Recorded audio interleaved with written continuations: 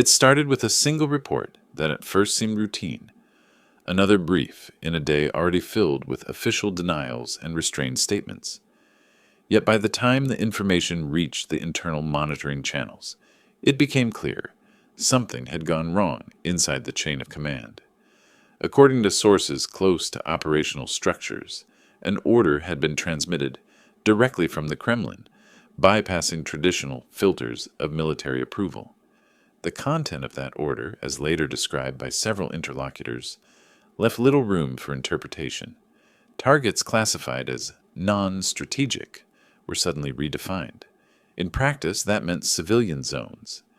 Throughout the day, fragments of communication intercepted by European analysts began to draw a disturbing picture. Units stationed near contested areas received updated coordinates that did not correspond to any known military infrastructure. Officially, these actions were described as adjustments in response to hostile activity. Unofficially, they indicated something else entirely, a deliberate shift of strategy. In the expert community, the phrase controlled escalation started appearing in internal notes. But behind those sterile definitions lay the same conclusion repeated in different languages, a political order disguised as tactical necessity. At this hour, Russian state media continued to maintain composure. Reports emphasized the precision of operations, the legality of targets, and the alleged presence of enemy forces in residential zones. Yet independent monitoring data did not support these claims. Satellite imagery obtained earlier in the day showed no fortified positions in the areas under strike. In several cities, emergency services worked under conditions that one European diplomat described as calculated chaos. Between the official silence and the ground-level accounts, the gap was growing with every hour. By midday, the tone inside diplomatic circles changed noticeably. Briefings became shorter, language colder. Western officials refrained from public accusations, waiting for verification. But inside restricted meetings, according to individuals familiar with their content, the terminology was far less cautious. The phrase command-level authorization of unlawful strikes appeared in more than one internal summary. Those who have worked with Russian military protocols before noted that such directives could not originate spontaneously. They are either personally approved or at least personally tolerated. And on this day, tolerance seemed indistinguishable from intention. In Moscow, however, the narrative remained consistent. The Ministry of Defense presented a version of events that emphasized precision and restraint. Yet, according to insiders within the analytical community, the internal atmosphere was far from stable. Discussions about chain of responsibility had reportedly begun even before the first international reactions appeared. Someone inside realized the implications, one senior expert commented privately, describing what he called a controlled leak designed to soften the blow. But further developments showed that no amount of preemptive justification could contain the scale of the revelation. Still, the decisive shift came not from statements, but from silence. Around the middle of the day, one of the key state broadcasters interrupted scheduled programming without explanation. For nearly 20 minutes, the feed displayed a static government emblem. No commentary, no sound. In the analytical departments monitoring Russian media, this moment was marked as a turning point. The broadcast resumed with an emergency announcement about intensified defensive actions.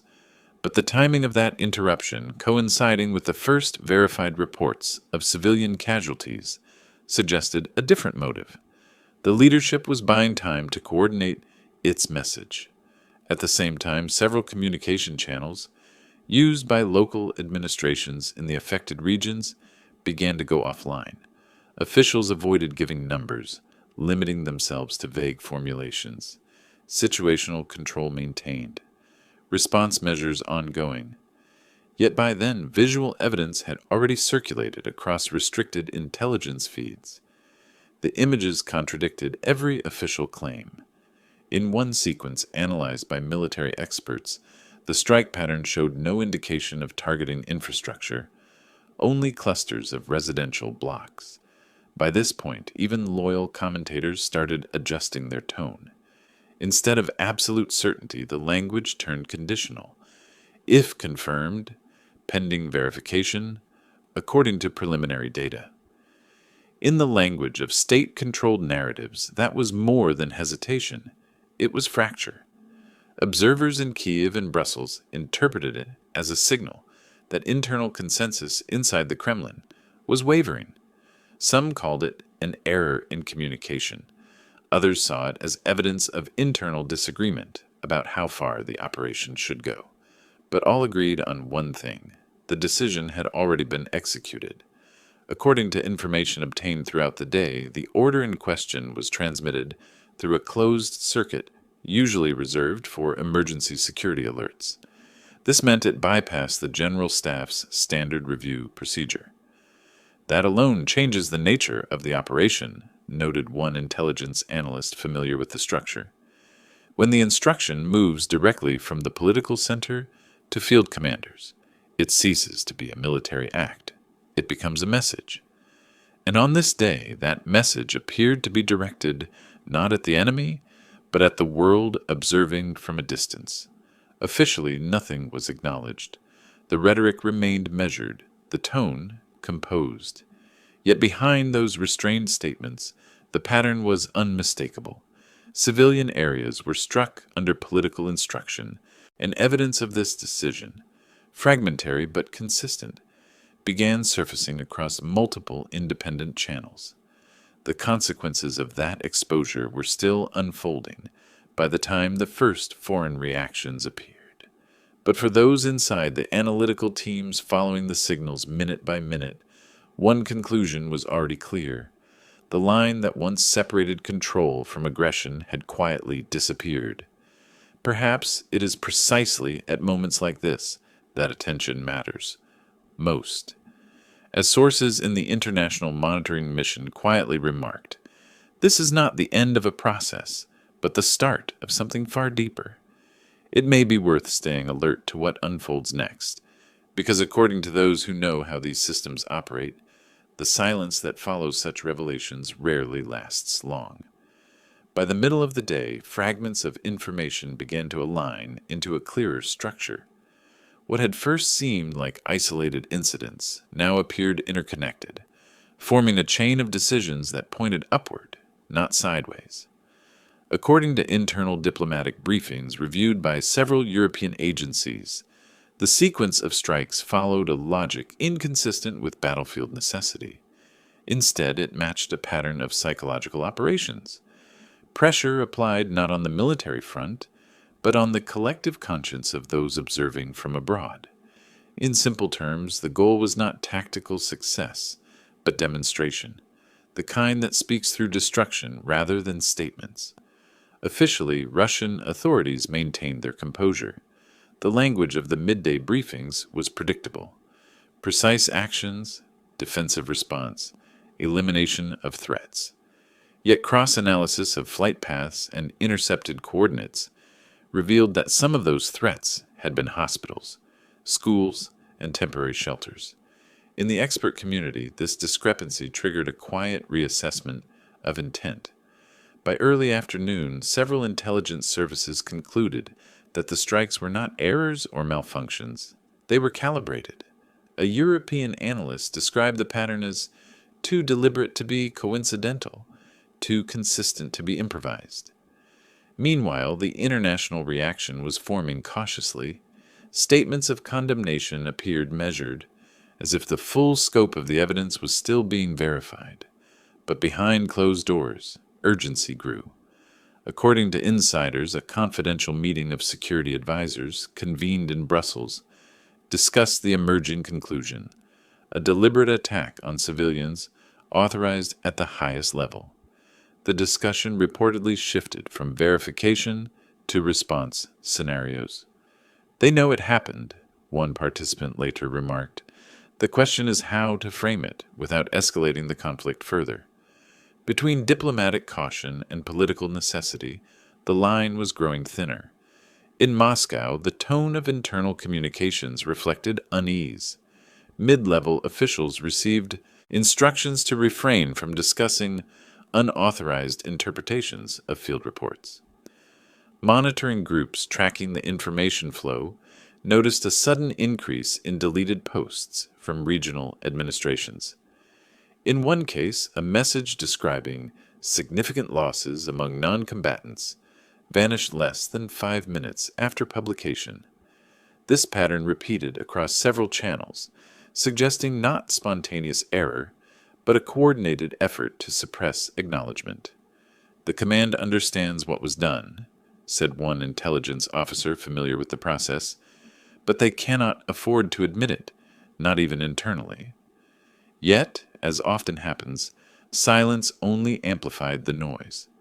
By this hour, satellite images shared between NATO partners and independent monitoring organizations began to circulate through restricted analytical platforms. The visual evidence left little ambiguity. Residential areas in 3 separate regions bore identical strike signatures, consistent altitude, identical trajectory, identical payload. "No coincidence," an observer noted in a classified summary. "This is doctrine executed as message." Between the official narrative of precision and the physical reality of devastation, the contradiction became impossible to ignore. Still, Moscow's position remained frozen in denial. Press statements repeated the same formulaic lines, but the tone had shifted ever so slightly. Observers noticed more frequent pauses, longer intervals between updates, as if the apparatus itself struggled to maintain coherence. "When the tempo of propaganda slows," commented one media analyst, "it means the system is recalibrating.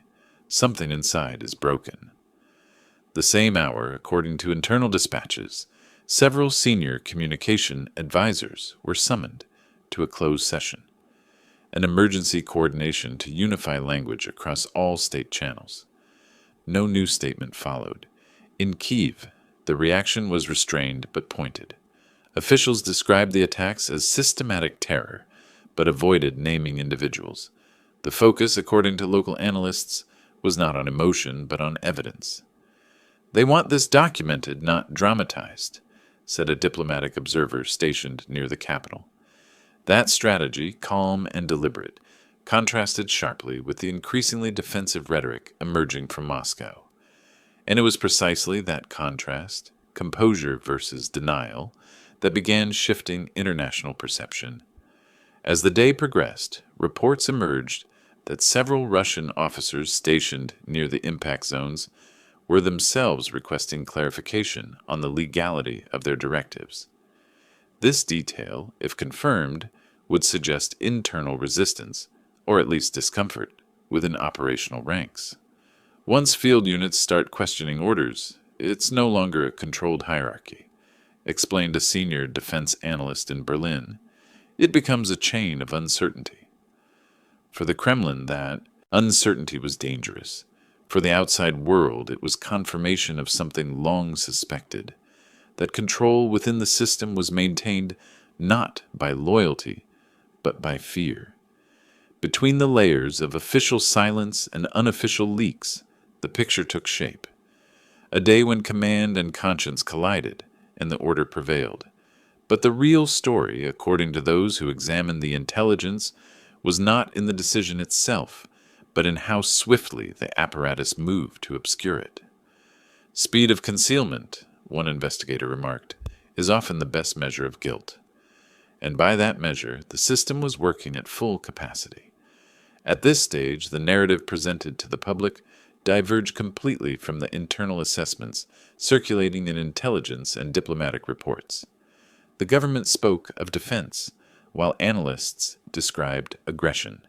The state framed it as necessity, while insiders saw strategy. And somewhere in the middle, under layers of filtered language and deliberate ambiguity, the truth was already recorded, not in speeches but in coordinates, timestamps, and the silence that followed them. In the analytical community, the consensus began to form quietly.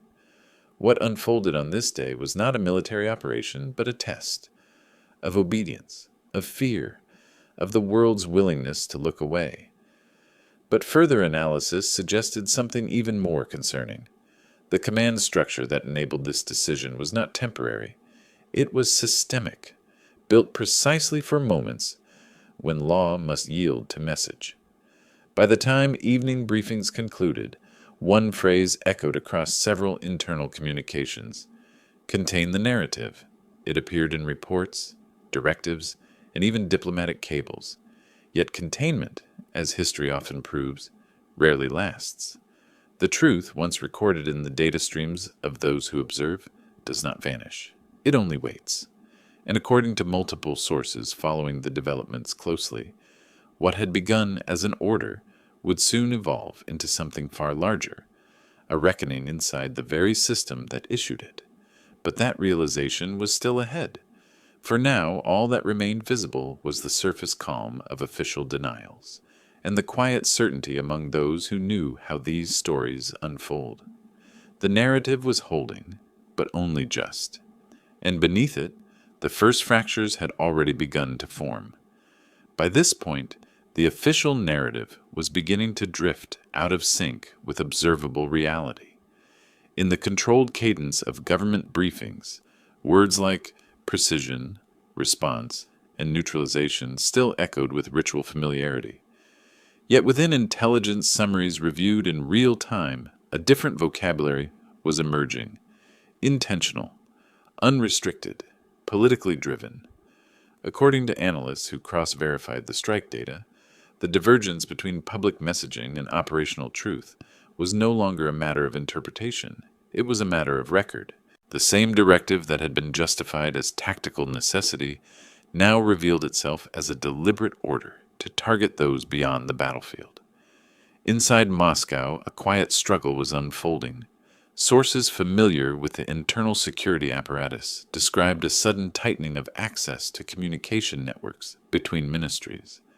Some senior officers were instructed to remain inaccessible for external contact, while civilian staff received coded reminders about narrative discipline.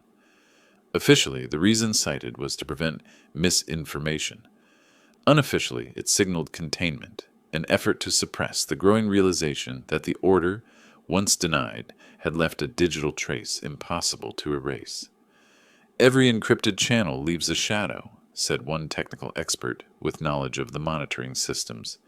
Even when you delete the message, the system remembers the attempt. In these hours, Western intelligence partners began comparing that shadow against intercepted transmissions. The result, according to sources briefed on the findings, was conclusive. The authorization codes embedded in the attack orders bore the signature prefix of the Executive Command Network, a channel reserved for top-tier instructions requiring personal approval. It doesn't happen by accident, explained a senior analyst in London. That prefix is used only when the directive originates from the very top. In the language of bureaucracy, such an identifier is unambiguous. It means the command chain ended with the president himself. At this point, the weight of the revelation began to shift the atmosphere even inside loyal institutions. Staffers accustomed to absolute consistency in official messaging suddenly found themselves in silent disagreement. Some departments delayed updates, others simply stopped responding. One insider described it as institutional paralysis, the moment when obedience collides with self-preservation. And while no public dissent appeared, the absence of speech spoke louder than any declaration. But further analysis revealed that the strikes were not merely punitive or symbolic. They were timed to coincide with internal administrative reshuffles. In the same hours when civilian zones were targeted, certain regional military overseers were replaced under the pretext of rotation. To outside observers, this might have seemed procedural, yet documents reviewed by several independent sources indicated that those replaced had previously questioned the scope of engagement. The synchronization of both events, the attack and the personnel change, pointed to coordination, not coincidence. It's not about the targets, one source noted. It's about the signal sent to those who hesitate.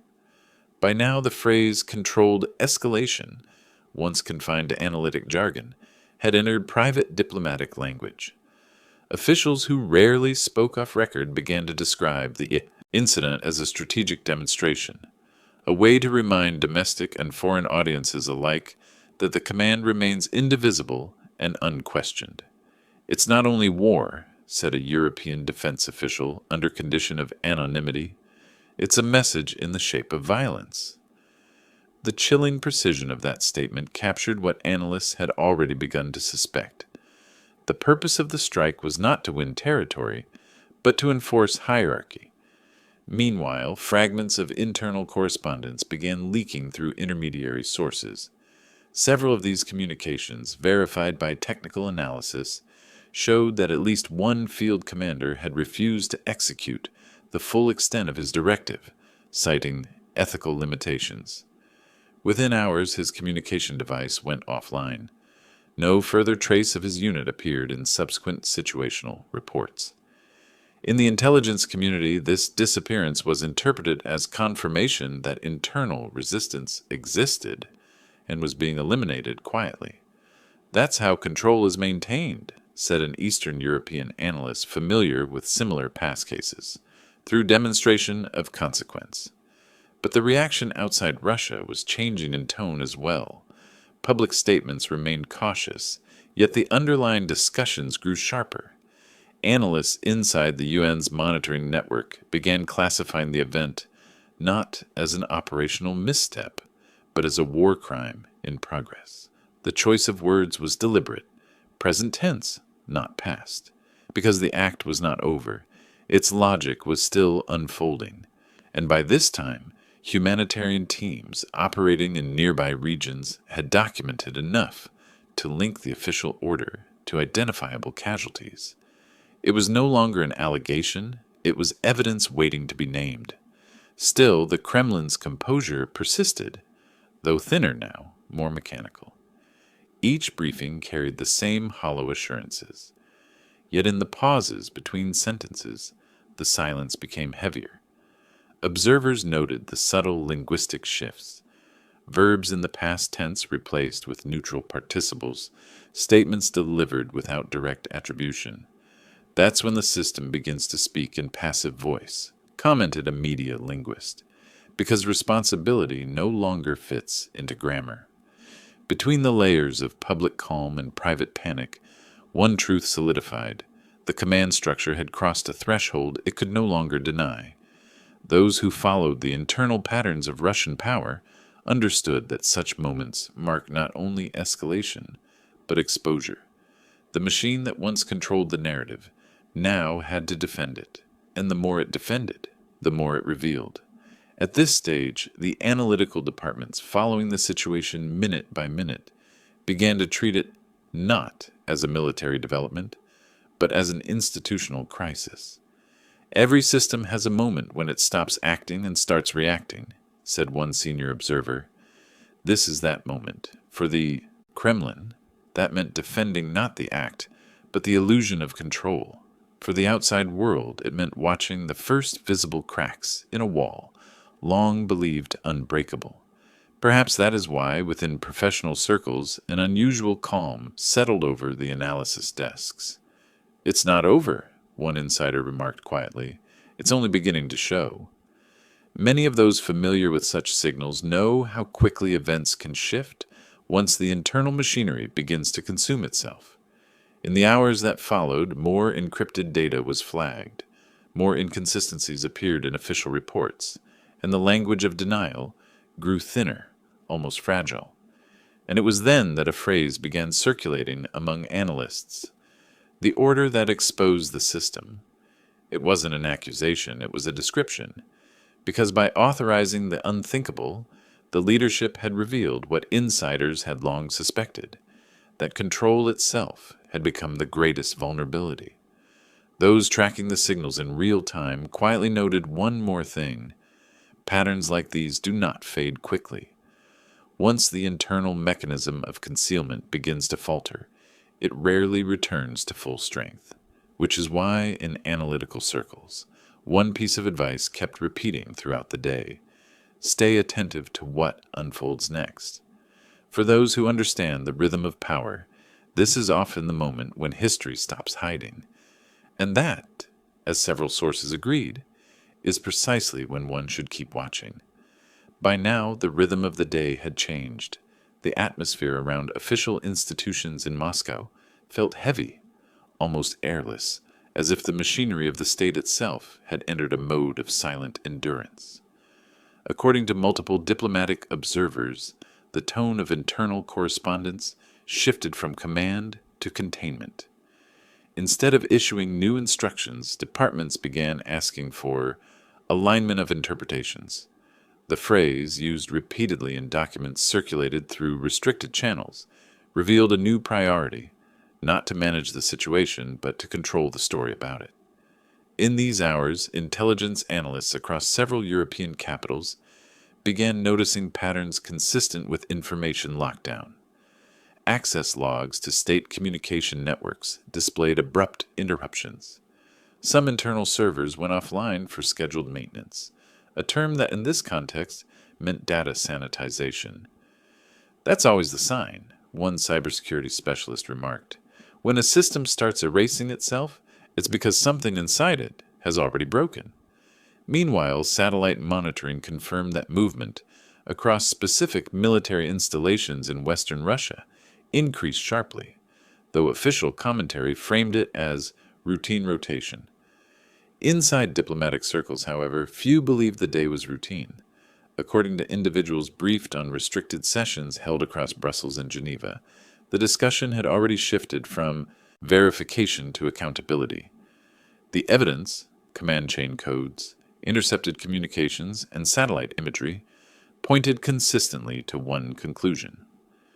The order existed, it had been transmitted deliberately, and now the state apparatus responsible for it was engaged in its most critical operation: the preservation of plausible deniability.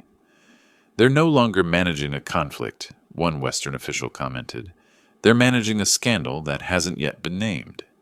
At the same time, within Russia's inner political structure, signs of internal strain became visible to those watching closely. Regional administrators, long accustomed to following central directives without hesitation, began delaying public statements. Some postponed scheduled briefings. Others cited lack of verified data, a phrase that analysts interpreted as coded reluctance to endorse the Kremlin's narrative. In the language of bureaucracies, such hesitation is not rebellion, but it is recognition, an instinct for self-preservation when the center loses coherence.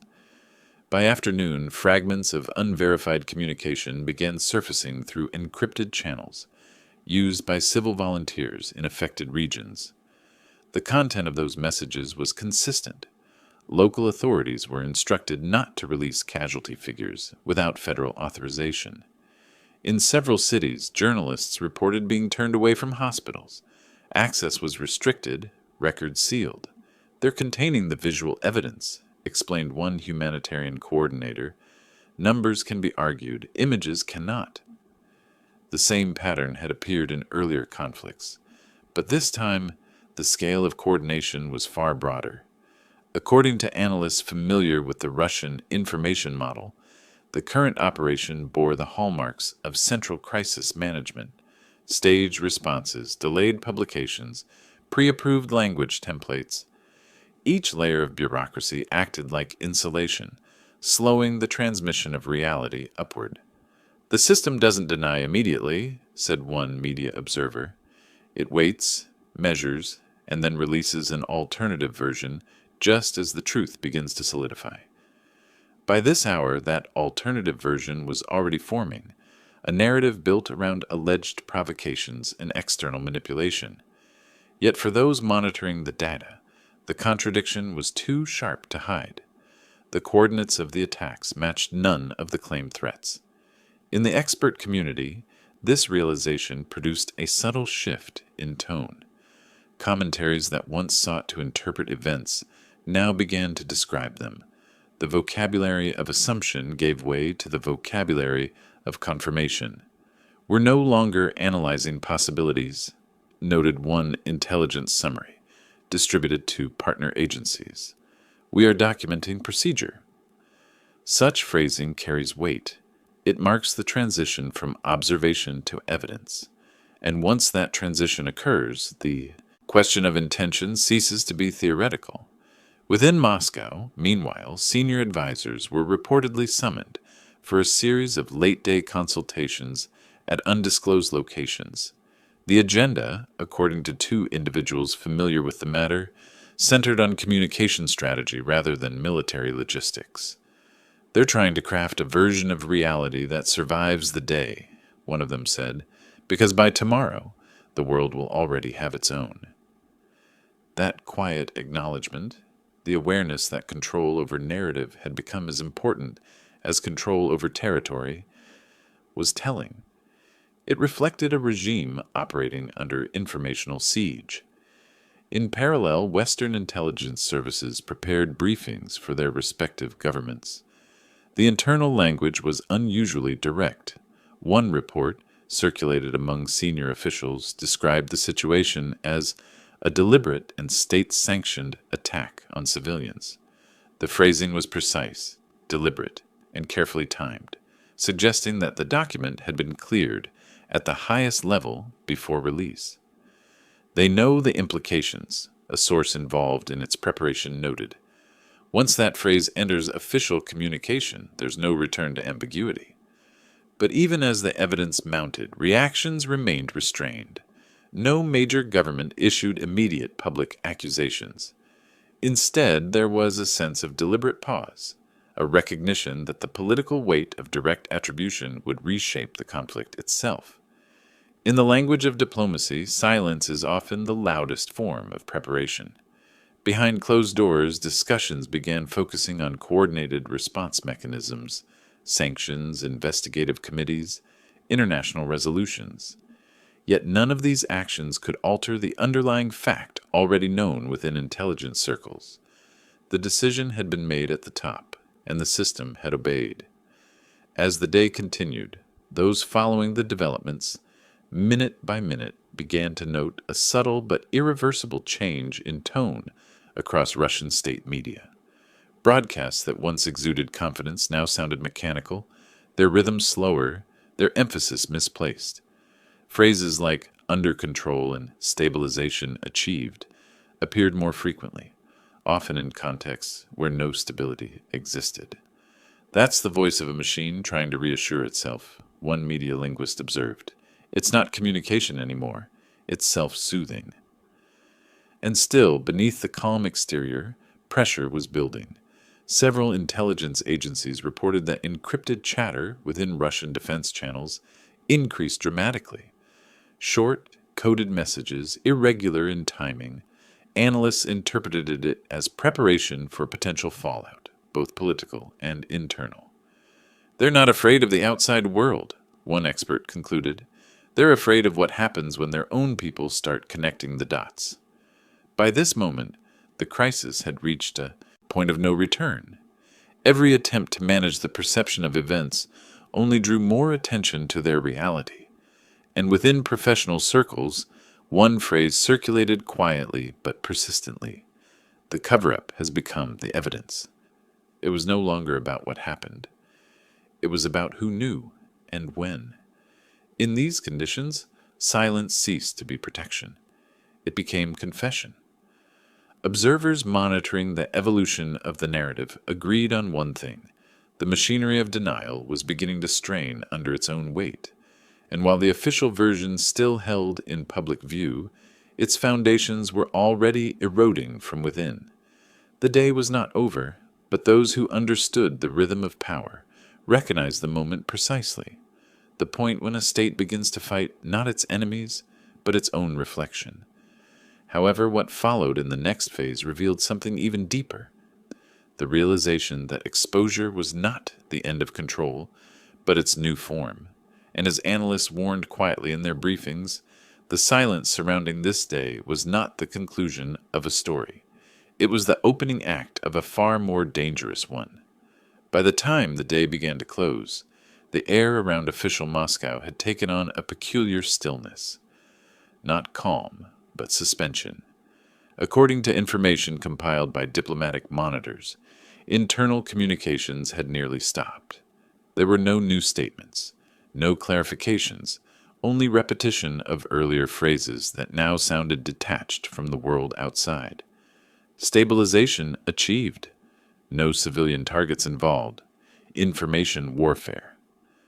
The language had become hollow, looping endlessly over itself, yet beneath it, those who followed the signals knew something fundamental had shifted.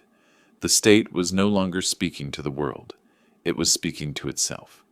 Across analytical centers in Europe and North America, the focus turned from confirmation to interpretation. The evidence was conclusive.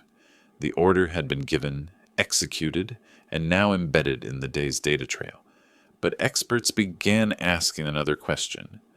Why this day? Why now?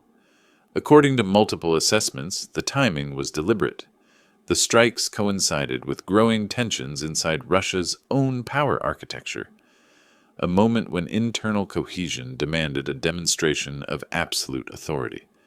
It was meant to reassert control, said one intelligence summary, but the result was the opposite. It revealed fragility.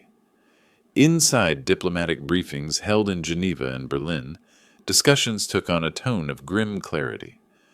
Officials stopped referring to the event as a possible escalation. It was now described as an act of terror carried out under the guise of defense. The shift in terminology carried strategic weight. It marked the transition from outrage to documentation, from disbelief to evidence. One participant summarized it in a closed session. The question is no longer whether it happened. The question is what happens next. In Moscow, meanwhile, the system entered its phase of reflexive denial. Censorship measures expanded quietly. Keywords related to the event disappeared from search results. Videos were taken offline, and regional officials received instructions to avoid speculation. Yet the effort to erase was itself an admission. Every deletion is a footprint, remarked a media forensics analyst monitoring Russian networks. Erasure is the only trace they can't conceal. And for those studying the evolution of authoritarian systems, that trace was invaluable, a glimpse of vulnerability inside the machinery of control. But the most striking shift occurred not in official corridors, but within analytical circles inside Russia itself. Several mid-level researchers previously aligned with state institutions began leaking sanitized data sets to international observers. The files contained fragments of internal briefings, stripped of identifiers but rich in technical markers, timestamps, signatures, encrypted routing codes.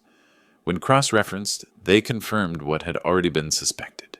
The chain of authorization led directly upward. It was not a rogue act, it was a decision, and the decision bore the name of the highest office.